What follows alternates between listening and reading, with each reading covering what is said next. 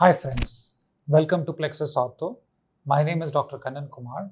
I'm your upper extremity and hand consultant at Plexus Ortho. Today we're going to be discussing about humerus shaft fractures. This is for orthopedic residents and postgraduates. We're going to be discussing points and concepts relevant for your exam, both theory and practical. So let's start with humerus shaft fractures. They are one of the most common fractures that you encounter in your casualty or in the clinic because these patients can walk in with this injury. It's one of the most common injuries that I'm sure all of you see in your OPDs and hospitals. So it forms 1 to 3% of all the fractures in the body. So the frequency is up to 1 to 3%. And the mid-shaft fracture, that is the shaft fractures, form about 20% of all humerus fractures.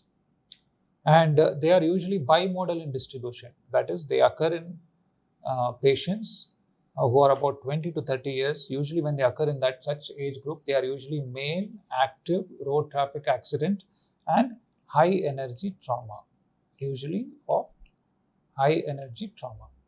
When they occur in the second peak that occurs is in usually after 60s and 70s, usually in females, low energy trauma and in osteoporotic women. The most common location at which this shaft fracture occurs is the middle third. So the shaft is divided into the upper third, middle third and the lower third. The most common fracture is at the middle third and the most common type of fracture is the spiral fracture. So there is no good classification system for these fractures, but the AO has tried to classify this. They are classified into simple fractures, they are classified into wedge fractures and complex fractures. Okay, so simple fractures are A1, group A, and wedge fractures are group B, and complex fractures are C, group C, and it's not worth remembering it for on most occasions except for research purposes. That is this AO classification. Now let's go to the surgical anatomy. What is the relevant anatomical points when managing these humerus shaft fractures? Now, one important thing about this shaft fractures is the spiral groove is there. The spiral groove is where the radial nerve lies along with its profunda brachii, artery and veins, vena commitans. So this is an important location because we have to identify and protect this nerve during surgeries, and we should understand this anatomy when we're managing these fractures conservatively. So usually the shaft of humerus is cylindrical proximally and it becomes more triangular distally. So the cylindrical shape helps in the resistance of torsion and bending. There is a significant nutrient artery. This nutrient artery arises from the brachial artery and it enters the humeral shaft on the medial aspect in the proximal third of the humerus. So let's go into a little bit about the detail of the spiral groove. The spiral groove starts 10 to 14 centimeters distally from the tip of the lateral acromion. Okay. And the spiral groove contains the radial nerve and the profunda brachii vessels. It exits the spiral groove 10 to 15 centimeters proximal to the lateral epicondyle. It exits into and by piercing the lateral intermuscular septum, and this is where the middle third and distal third fracture can impinge on the lateral intermuscular septum and therefore cause a neuropraxic injury to the radial nerve. And this is typically called the Holstein-Lewis type of fracture or the Holstein-Lewis sign. So when you see a spiral fracture at the level of the middle and distal third junction with the distal portion of the humerus pressing on the radial nerve, this is called as a Holstein-Lewis fracture causing a neuropraxic injury to the radial nerve. How do you evaluate these patients when they present to you? First thing, when they present to the casualty, you must treat the patient by the ATLS protocols to make sure that the vital structures and organs are functioning before you address the humerus fracture. Open humerus fractures are seen only about 5 to 6%. They're less common than tibia and other fractures that we see. The open injuries are less common, usually of grade 1 in humerus, but one should be aware of this and should look for it actively. The important thing that one should record, look, and actively take care of is the radial nerve problem. The radial nerve integrity should be looked for actively. The radial nerve should be recorded, the radial nerve status should be recorded in the case file very prominently, because it is a major medical legal issue once the patient goes from the hospital.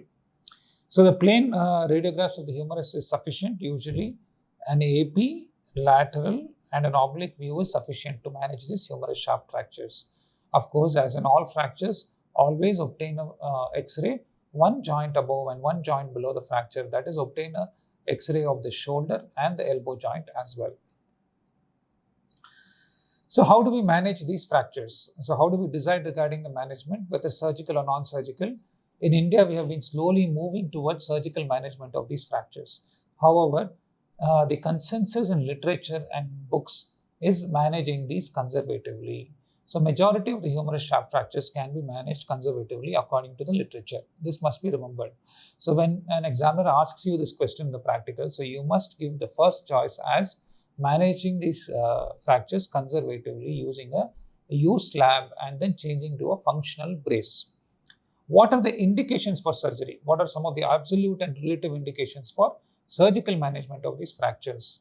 So open fractures always have to be managed surgically, because bracing and putting a slab may be detrimental, because the fracture hematoma has dispersed and the chances of union of these fractures become lesser due to that. Floating elbow. Multiple fractures in the same limb are an absolute indication for managing these with surgical treatment. Pathological fractures are preferably managed with an intramedullary nail or other forms of surgical fixation. Polytrauma patients, in injuries involving the chest, head and the other limbs, always it is better to fix these surgically.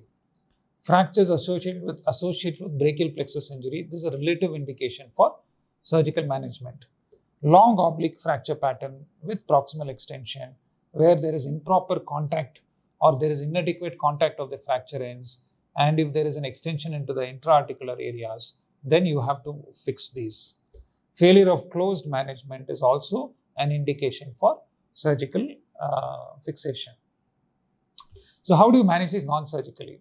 So non-surgically, you first apply a U-slab for a period of time till the swelling comes down and the pain comes down, and then within a week to 10 days, then change it to a functional brace. So the functional brace should be used only after the swelling and the pain comes down. So the functional brace, how to apply the functional brace? It should extend medially from about 2.5 centimeters below the axilla to about 1 centimeter above the medial epicondyle. Laterally, it should extend from just below the lateral acromion to just above the lateral epicondyle. So this much of coverage should be provided. If on the medial side, if it does not reach up to the axilla, or if it is very distal, then it may impinge on the fracture and cause a distraction of the fracture. So this brace has to be applied properly. What is the physiology or the mechanism in which this acts? It causes compression of the soft tissue, brings the bone ends together, and because there is a fracture hematoma, the fracture unites satisfactorily. Every week, the patient must be called in for an X-ray to make sure there is satisfactory contact and there is some healing process happening. You must tighten the straps as and when the swelling subsides. So this is the non-surgical management of these fractures. So first couple of weeks, you keep a slab, change it to a functional brace, and you have to use the brace for 8 to 10 weeks to look for complete union of the. So let us move on to the surgical fixation of these fractures. How do you fix these surgically? So there are 3 surgical approaches that you can use to fix these fractures. The first approach is the anterolateral approach. The anterolateral approach is an extension of the deltopectoral approach. It is an extension of the deltopectoral approach. Proximally, the interval is between the deltoid and the biceps. Okay, and distally, there is no internervous plane because you have to split the brachialis. And as we all know, brachialis is supplied by, it has a dual nerve supply. It is supplied by the musculocutaneous nerve, and also the lateral half is supplied by the radial nerve. So you'll have to split the brachialis muscle here. and you have to watch for the radial nerve in the distal third of the fixation in the shaft, so that you do not place the plate on the radial nerve. So the radial nerve must be isolated in the distal third and should be protected while fixing the fracture. What is the second approach available? It is called the paratricipital approach. It mobilizes the triceps from the lateral to the medial side. So you dissect between the triceps laterally from the lateral intermuscular septum. You must make sure the radial nerve is identified about 10 to 14 centimeters distal to the lateral acromion process. And the approach may be extended proximally between the posterior deltoid and the lateral head of the triceps. It is limited by the axillary nerve, which you will encounter in the proximal part of the incision. Distally, it can be fully extended up to the distal humerus, and therefore this provides a maximum exposure to the humerus, whole of the humerus, and up to 94% of the humerus can be exposed and fixed with this approach. The third approach that is very commonly used is called the posterior splitting approach. The posterior splitting approach, where you split between the long and the lateral heads of the triceps. So how do you identify the long and the lateral head? This is identified more proximally. In the proximal portion, it is easily identified, and you can identify the radial nerve lying or going into the spiral groove. The radial nerve is identified and protected here, and the split is further extended more distally. Proximally, the problem is we cannot extend very easily because the deltoid is right there. So the deltoid has to be split, and the axillary nerve comes in the way, and therefore it does not provide enough exposure more proximally as much as the paratricipital approach. Distally, of course, you can split the tricep down to the olecranon, and you can expose most of the distal humerus as well. So without radial nerve mobilization, only the distal 55% of the humerus can be exposed, whereas if you mobilize the radial nerve, up to 76% of the nerve can be exposed. So the three common approaches that are used are anterolateral approach, posterior paratricipital approach, and posterior triceps splitting approach. Then what are the treatments when you can do surgically? So those are the approaches. What are the modalities that you can use surgically? The first modality that you can use is external fixator. When do you use external fixator? When there is a polytrauma patient, when a patient comes with an open fracture, when there is multiple injuries, when you want to quickly stabilize the patient. So these are the conditions where you use an external fixator. External fixator, unlike the lower limb, sometimes in the lower limb external fixators cause union of the fracture, but here you have to replace the external fixator with a permanent fixation or a more stable fixation like a plate or an intramedullary nail within as quickly as possible. So you should know the cross-sectional anatomy of the arm and the forearm to fix these fractures or to fix the external fixator. The proximal pin should be put in the anterolateral fibers of the deltoid. This is done to avoid the axillary nerve. Most of the axillary nerve is already given out branches, so therefore the nerve branch or damage chances are lesser. The distal 1/3, you should not put lateral pins in the same plane as the proximal pins. You should put it posteriorly. This is because the radial nerve is there and it should be protected, and we should avoid injury to the radial nerve. What are the complications that can occur because of external fixation? Pin tract infection, all of you know this is a major complication that can occur. The second thing that can happen is damage to the neurovascular structures. Always use an external fixator as a temporary option. It's mostly never used as a permanent fixation method. It is used in open fractures, in segmental injuries, in polytrauma patients, in patients who are not stable, who need quick fixation stability. In those conditions, this external fixator can be used. But the gold standard treatment in humerus shaft fractures even now is considered to be the dynamic compression plating. This is supposed to be the gold standard. How do you fix or use a plate to fix these fractures? In the upper third and middle third, usually use an anterior approach or anterolateral approach, and you use the beach chair position most commonly. Or you can also use a supine or with a hand table can be used. In the mid shaft, usually mid and lower third, posterior approach can be used, and usually in the lateral decubitus or prone lateral position can be used to fix these fractures. What are the types of fixation that we use? Mostly we use dynamic compression plating. With or without a lag screw can be used, and a bridge plating can be done in case of very comminuted fractures where the fracture segment is bridged over, and we hope that the fracture hematoma will help in the union of the fracture. Always use and make sure you're using the basic AO principles are used, that is rigid fixation, minimum soft tissue stripping, and restoration of the anatomical alignment should be done. Up to 2 centimeters of bone can be shortened without any problems. Beyond that, it causes muscle weakness and muscle paralysis. For most fractures, most transverse fractures, we can use a 4.5 mm narrow DCP in Indian conditions, broad DCP in patients with much thicker bones. In spiral fractures and short oblique fractures, you can also use a lag screw followed by the plate as a neutralization method and not as a dynamic method. So with or without lag screw can be used. The most common plate which is used is a narrow 4.5 mm DCP can be used. The pre-blending of the plate is done, slight pre-blending is done so that the distal cortex or the opposite cortex doesn't open up or the fracture doesn't open up. So a little bit of pre-blending of the plate must always be done in humerus fractures. 7 cortices have to be filled on either side of the fracture, that is 3 bicortical, and the distal most one away from the fracture should be unicortical.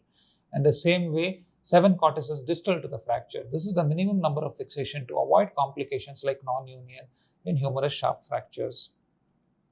Sometimes we can use a minimal invasive plate osteosynthesis or a MIPO technique can be used when there is a lot of comminution, and we use this in the fashion of a bridge plating where small incision proximally and distally is made just to pass the plate, and screws are put percutaneously under C-arm guidance.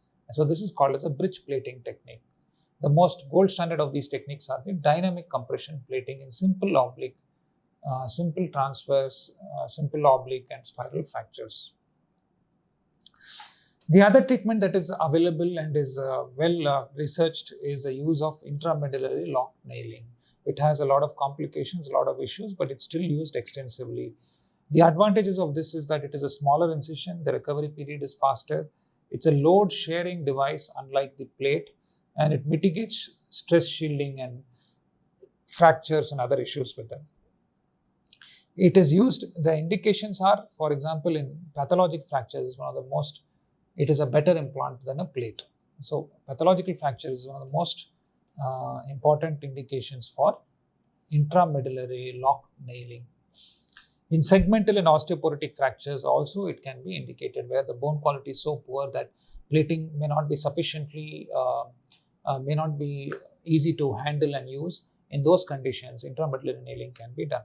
What are the contraindications? Never use them in neurological deficit because we need to explore the radial nerve in such cases. When we use an intramedullary nail, sometimes we may leave the nail, we may leave the nerve or jam the nerve in between the fracture fragments and we may not realize it. So therefore, if there is a radial nerve deficit, it is ideal to open, explore and use a plate to fix these fractures. You can either use an antegrade approach or a retrograde approach. Both have its pros and cons in the use of these nails. Okay, so what are the problems with nailing? There are a lot of issues with nailing. One is there is a high non-union rate with these nails as compared to the plates. The non-union rate is higher in nails as compared to the plates. So therefore, all the studies have shown that there is a higher reoperation rate when nails are used. Okay, they of course cause shoulder dysfunction when they are antegradely entered from the shoulder. They cause impingement, subacromial impingement. They can cause damage to the supraspinatus muscle as well. When they are put retrograde, also they cause problems like the iatrogenic supracondylar fracture, loss of elbow extension, heterotrophic ossification. These are some of the complications that occur when you put the nail in a retrograde fashion. So, as I've already said, they have a higher reoperation rate. Nailing has a higher reoperation rate. Literature has shown this extensively. that nails have a higher reoperation rate, but there are significant conditions in which nailing is better. For example, in pathologic fractures, impending pathologic fractures, segmental fractures, and osteoporotic fractures. Non-union rates have ranged from 0 to 30%. Now let's come to the next significant topic. This question is asked multiple times in multiple places. This question is always asked in theory, and of course almost always asked in practicals, OSCE or otherwise. So this question is what to do with radial nerve palsy with humerus fracture. What you must understand is that literature, there is no consensus regarding what to do with radial nerve palsy when you have a humeral fracture, but there is some kind of pathway in which we can use to go about managing these conditions. So what is the incidence? The incidence is anywhere from 10 to 20%. The average in some studies or meta-analysis has been up to 11%. So 11% of humerus fractures have radial nerve palsy. What to do with them? We will go ahead and discuss what we are going to do with these palsies. Fractures of the middle and the middle distal third are most commonly associated with these radial nerve palsies. The distal third spiral oblique fracture presses on the intramuscular septum and can cause a neuropraxia. So the nerve coming like this. So this presses on the nerve here and causes a neuropraxia. So spiral fractures are the most common ones. So what you must understand is 70% of all these radial nerve injuries, they recover, they are neuropraxic. And the average time for recovery is 7 weeks. The average time of recovery is 7 weeks. These other 30% who do not recover is whom we have to manage in a more active fashion. So let's say a patient presents to you with radial nerve palsy. Initially, as soon as the injury happens, when should you explore immediately? You should only explore when they have an open injury, when you think it is a very high energy injury and there is a chance for a transection of the nerve or a neurotmesis. If there is a floating elbow where automatically you fix the fracture because of the polytrauma, the multiple injuries. Patients in coma who cannot describe or who we cannot elicit function from them. In vascular injuries and in segmental fractures, it is better for exploration initially itself. Management of humerus fractures. How do you manage these fractures when we have a radial nerve palsy? We wait for up to 6 weeks. So as I said, 6 to 7 weeks is when they recover. If they don't recover in 6 weeks, then get an EMG study. Why should you not get an EMG study in the first week itself after injury? The reason is there is something called as Wallerian degeneration that happens in the first 3 weeks. And therefore, it clouds the report of the EMG and NCV. Therefore, you should always wait for up to 3 weeks and more before you get an EMG NCV study. What will the EMG study show if the nerve is involved? It will show fibrillation potentials, positive sharp waves, and monophasic action potentials. One EMG and NCV study is not useful. We must have serial EMG NCV studies every month to see if there is any progress. Also, we must check for the Tinel's sign. What is Tinel's sign? When percussion is done along the course of the nerve, there will be a electrical shock-like stimulation downstream in the area supplied by the nerve. This is called as a Tinel's sign. A progressive Tinel's sign distally indicates that the nerve is recovering and we can wait for some time. And all of you know what is motor march. So the muscles slowly start recovering one by one. We will discuss this more in the radial nerve video.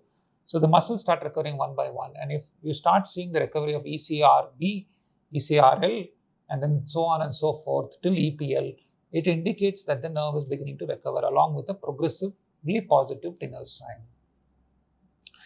So let us say till what time do we wait and see if the nerve is recovered? So we always wait for a period of 6 months before we think that the nerve is not going to recover anymore, especially so in radial nerve and humerus fractures. So you wait for a period of 6 months and then you explore the nerve. What is the critical limit of delay? I have said in other videos, the critical limit of delay for any nerve is approximately 1 year. It differs slightly from nerve to nerve. The radial nerve has a better prognosis for recovery because it's almost a pure motor nerve. it doesn't have sensory branch, much of a sensory supply except for the superficial radial nerve. And therefore, it has a better prognosis as compared to the median, ulnar or common peroneal nerve. So the radial nerve has the best prognosis among all the peripheral nerves. So once you see that the nerve, explore the nerve and you see the nerve has been affected, you can try and do a direct nerve repair, which is very unlikely at 6 months because the nerve would have retracted and you will not be able to bring it back and repair, coapt it. You can do nerve grafting, which is the most common scenario for radial nerve with very good results. So this is a case showing that the nerve is damaged from here to here, and we use sural nerve, multiple cable graft, this is called cable graft, to repair the radial nerve, and they usually develop very good, they end up with very good results. If the nerve doesn't recover after nerve transfer or nerve grafting or nerve procedure, and the patient is beyond 1 year since the injury, then it is best to do common tendon transfers. We will discuss this in another video when discussing radial nerve injuries. So that is about radial nerve and humerus shaft fractures. So how should you approach the questions? What will you do initially? What are the investigations you do? How do you manage it initially? What are the indications for immediate exploration? How do you manage it if the patient presents late? How do you manage if the patient is 6 months out of injury? How do you manage the patient 1 year out of injury? So these are all things that I have discussed. You should be able to answer this question confidently, both in your theory and practicals. What is the other most common complication of humerus fractures? It is non-union. So when you fix these fractures, you have to make sure there is good approximation, rigid fixation. This is not a rigid fixation. Using a recon plate is not rigid fixation. Make sure the ends are vascular. There is not too much of soft tissue stripping. And at least 7 cortices above and below the fracture are fixed. These are the prerequisites for a good humerus shaft fixation. If these things are not done, if the systemic factors are problem, like for example diabetes, the patient is older, a lot of comorbidities, then there are higher chances of non-union. So the chance of non-union are 2 to 10% managed conservatively, and about 15% of fractures treated by plating can go into non-union. This is higher in case of IM, IL nailing. When you use nails, the chance of a non-union is much higher. So union should occur within 12 to 16 weeks, and if you don't see union, then you may label it delayed union and then proceed with other forms of support to help the patient. So what are the chances of higher non-union? What are the cases in which there is higher chance of non-union? One is open fractures, high energy injuries, when there is bone loss, the soft tissue interposition, unstable fracture patterns, segmental fractures, impaired blood supply, and if the patient develops an infection. Unlike the lower limb, there is no weight bearing or micromotion at the fracture site, and therefore the non-union rate with nails are higher. We will discuss about non-unions and the reasons for the non-unions, systemic factors, etc. in another video. But this is a brief overview about the humerus shaft fractures and the chances of non-union. With that, we come to the end of this section on humerus shaft fractures. My name is Dr. Kannan Kumar and I am from Plexus Ortho. Thank you for listening.